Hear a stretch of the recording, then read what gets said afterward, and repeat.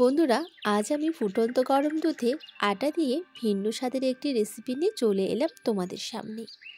একবার বানিয়ে দেখবে বন্ধুরা, বারবার বানাতে ইচ্ছে করবে। ভিডিওটি শেষ পর্যন্ত দেখার অনুরোধ থাকলো। নমস্কার বন্ধুরা, আমি সবিতা।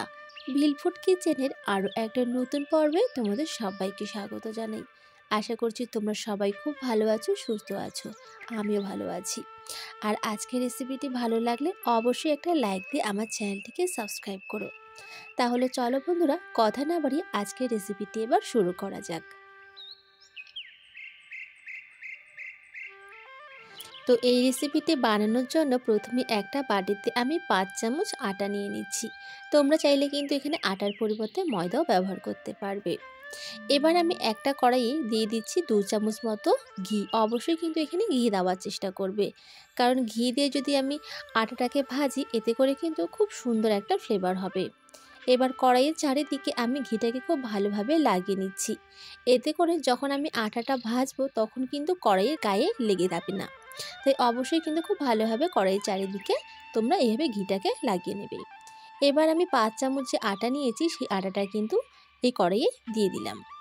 এবার আমি একেবারে লো আঁচে আটাটাকে খুব ভালোভাবে একটু ভেজে নেব। আর অবশ্যই কিন্তু একটু সময় নিয়ে ভাজবে, আর আঁচটাকে কিন্তু লোতে রাখবে। যদি আঁচটা বেশি দেওয়া হয় এতে করে কিন্তু খুব তাড়াতাড়ি পুড়ে যাবে, আর খেতে কিন্তু একদমই ভালো লাগবে না। তাই লো আঁচে ভেজে নিতে হবে। তো আমি 4 মিনিট সময় ধরে কিন্তু লো আঁচে আটাটাকে খুব ভালো করে ভেজে নিয়েছি। আর দেখতেই পাচ্ছ কালারটা কিন্তু অনেকটাই চেঞ্জ হয়ে গেছে। তো আমি কিন্তু আর ভাজবো না, এবার আমি এই আটাটাকে নামিয়ে নেব।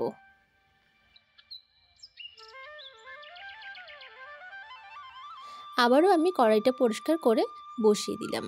এবার আমি এই কড়াইয়ের মধ্যে দিয়ে দিচ্ছি 500 গ্রাম গরুর দুধ। আর দুধটাকে কিন্তু আগে থেকে খুব ভালো করে আমার জাল দেওয়া ছিল। আবারও কিন্তু এখন দুধটাকে খুব ভালোভাবে একটু গরম করে নিতে হবে। তো আমার কিন্তু দুধটা হালকা গরম হয়ে গেছে। এবার 2 হাতা দুধ কিন্তু আমি একটা অন্য পাত্রে তুলে নেব। তো কি কারণে আমি তুলে নিচ্ছি সেটা অবশ্যই তোমাদেরকে পরে দেখিয়ে দেব আর বলেও দেব। তো তার জন্য অবশ্যই কিন্তু 2 হাতা দুধ কিন্তু এভাবে তুলে নিতে হবে। এবার আমি দিয়ে দিচ্ছি 3 থেকে 4টার মতো ছোটো এলাচ মাঝখান থেকে ফাটিয়ে নিয়েছিলাম। আর অবশ্যই এলাচটা দেওয়ার চেষ্টা করবে, এতে করে খুব সুন্দর ফ্লেভার আসবে। এবারে যে দুধটা আমি নিয়েছি, তো সেখানে কিন্তু আমি দেখতেই পাচ্ছ বন্ধুরা 3 চামচ কিন্তু গুঁড়ো দুধ আমি দিয়ে দিলাম। আর অবশ্যই দুধটাকে কিন্তু আলাদা করে নেবে, তারপরে কিন্তু দুধটা গুলিয়ে নেবে। যদি আমি কড়াইতে দুধটা দিয়ে দিতাম এতে করে কিন্তু দানা দানা হয়ে যেত, খুব ভালোভাবে কিন্তু মিশতো না। তাই এইভাবে একটা গ্লাসের মধ্যে 2 হাতা দুধ তুলে নিয়ে খুব ভালোভাবে কিন্তু এই গুঁড়ো দুধটাকে মিশিয়ে নেওয়ার পর এবার কড়াইতে দিয়ে দিতে হবে। এবার আমি দিয়ে দিচ্ছি এখানে 1 কাপ চিনি। তো 1 কাপ চিনিতে কিন্তু হালকা মিষ্টি হবে। তোমরা যদি একটু মিষ্টির পরিমাণটা বেশি খেতে পছন্দ করো তাহলে কিন্তু চিনির পরিমাণটা এখানে বাড়িয়ে দিবে। এবার আঁচটাকে লোতে রেখে অনবরত এভাবে নেড়ে নিতে হবে, আর দুধ থেকে জাল দিয়ে একটু ঘন করে নিতে হবে এখন। তো বন্ধুরা, এই রেসিপিটি কিন্তু একবার ঘরে তৈরি করে তোমরা কিন্তু 1 সপ্তাহেরও বেশি কিন্তু ফ্রিজে রেখে খেতে পারবে। আর দুর্দান্ত টেস্ট হয় বন্ধুরা।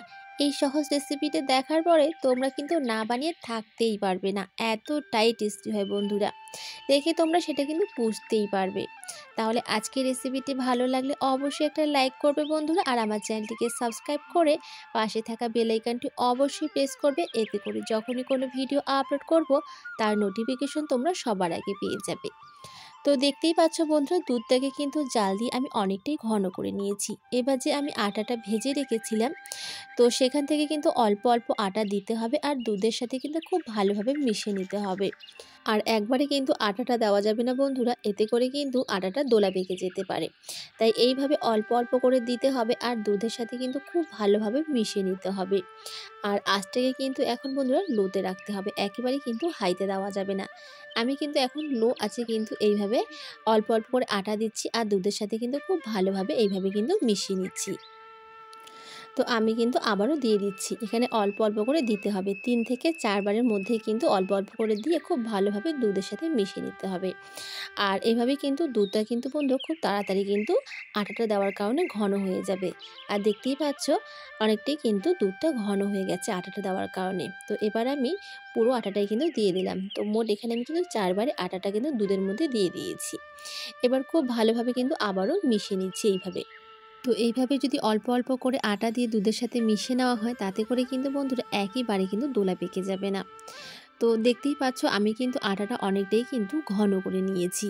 এবার আমি এর মধ্যে দিয়ে দিলাম ১ চামচ মতো ঘি। অবশ্যই কিন্তু ঘিটা দেওয়ার চেষ্টা করবে, এতে করে কিন্তু কড়াইতে লেগে যাবে না, খুব সহজেই কিন্তু উঠে আসবে।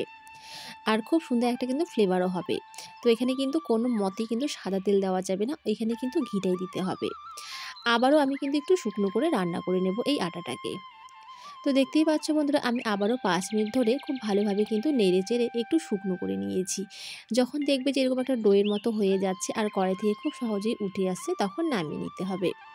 এবার একটা আমি টিফিন বক্সের মধ্যে নামিয়ে নিচ্ছি। আর এই টিফিন বক্সে কিন্তু আগে থেকে খুব ভালোভাবে আমি একটু ঘি লাগিয়ে নিয়েছিলাম। তো এখানে কিন্তু আমি টিফিন বক্স নিয়েছি। তোমরা কিন্তু এখানে প্লাস্টিকের কোনো বক্স বা এখানে কিন্তু কোনো তোমরা কাচের বক্সও কিন্তু এখানে ব্যবহার করতে পারো। এবার চামচ দিয়ে খুব ভালোভাবে আমি সেট করে নিচ্ছি। তো একটু ঠান্ডা হয়ে যাওয়ার পর এবার হাত দিয়ে খুব ভালোভাবে সেট করে নিচ্ছি। এতে করে কিন্তু খুব ভালোভাবে সেট হয়ে যাবে এই সন্দেশগুলো। তো খুব ভালোভাবে সেট করে নিয়েছি। আগে থেকেই আমি এখানে নিয়েছি কিছুটা অ্যালমন্ড কুচি আর নিয়েছি কিছুটা কাজু বাদাম কুচি। তো এভাবে আমি একসাথে খুব ভালোভাবে মিশিয়ে নেওয়ার পর এবার আমি এর ওপরে কিন্তু এইভাবে ছড়িয়ে দেব। এতে করে দেখতে তো সুন্দর লাগবেই আর খেতে তো অবশ্যই ভালো লাগবে বন্ধুরা। তো এইভাবে ছড়িয়ে দেওয়ার পর আবারও কিন্তু হাত দিয়ে আমি একটু আলতো হাতে এইভাবে একটু চেপে চেপে দিচ্ছি। এতে করে কিন্তু খুব ভালোভাবে এই ড্রাই ফ্রুটগুলো সেট হয়ে যাবে। তো খুব ভালোভাবে আমি সেট করে নিয়েছি। এবার আধ ঘন্টার জন্য ফ্রিজে রেখে দেব। তো আধ ঘন্টা পর ফিরে এলাম। দেখতেই পাচ্ছ বন্ধুরা কত সুন্দরভাবে কিন্তু সেট হয়ে গেছে আর কতটা শক্ত হয়ে গেছে। এবার এই সাইডগুলোকে একটু আমি এইভাবে ছাড়িয়ে নেব। এতে করে টিফিন বক্স থেকে খুব ভালোভাবে বেরিয়ে আসবে। তো দেখতেই পাচ্ছ বন্ধুরা একটা ঠোকা দিতেই কিন্তু কত সহজভাবে টিফিন বক্স থেকে বেরিয়ে আসলো। তো এবার আমি একটা ছুরির সাহায্যে কেটে নিচ্ছি। তো বন্ধুরা দেখতেই পেলে কত সহজভাবে দুধ আর আটা দিয়ে ঘরে সন্দেশ তৈরি করা যায়। তো তোমাদের যদি হঠাৎ করে সন্দেশ খেতে ইচ্ছে করে, তাহলে কিন্তু গরম দুধের মধ্যে সামান্য আটা দিয়ে এইভাবে সন্দেশ বানিয়ে রাখতে পারবে। আর ঠান্ডা করার পর খাবে, দেখবে খেতে কিন্তু দারুণ লাগে বন্ধুরা। এইভাবে কাউকে সন্দেশ তৈরি করে খাওয়ালে কেউ বুঝতেই পারবে না। আর দারুণ টেস্টি হয়, মুখে দেওয়া মাত্রই কিন্তু মিলিয়ে যায়। তো আমার আজকের রেসিপিটি কেমন লেগেছে বন্ধুরা, অবশ্যই কমেন্টের মাধ্যমে জানাবে। ভালো লাগলে লাইক করবে আর অবশ্যই চ্যানেলটিকে সাবস্ক্রাইব করবে। তাহলে চলো আজকের ভিডিওটা এখানেই শেষ করছি। দেখা হচ্ছে পরের একটা অন্য কোনো রেসিপিতে।